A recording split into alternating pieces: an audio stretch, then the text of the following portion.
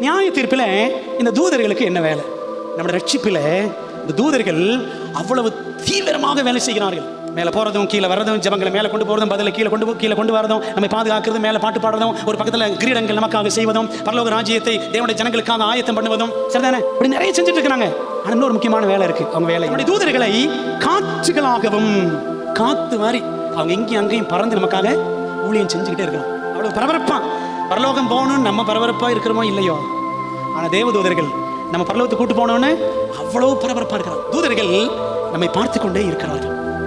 எப்படி வாழ்க்கை வாழ்றோம்? இந்த ரட்சிப்பின் திட்டம் இந்த உலகத்தில் இப்போ ஆண்டவர் இயேசு கிறிஸ்துவை பின்பற்றி இந்த உலகத்தில் பாவத்தோடு போராடி ஒரு வாழ்க்கை இந்த உலகத்தில் வாழ்ந்துட்டு இருக்கிறோம். பாவத்தை ஜெயிக்க ஆண்டவர் சார்ந்து ஊழியம் செஞ்சுக்கிட்டு இப்படிலாம் இருக்கிறோமே, இதை உற்று பார்க்க தேவதூதர்களும் ஆசையா இருக்கிறார்கள். நியாய தீர்ப்பில் மட்டுமல்ல, ரட்சிப்பின் திட்டம் முழுவதிலும் தேவதூதர்கள் ஆற்றுகிற பணி அவ்வளவு முக்கியமானது, மேன்மையானது.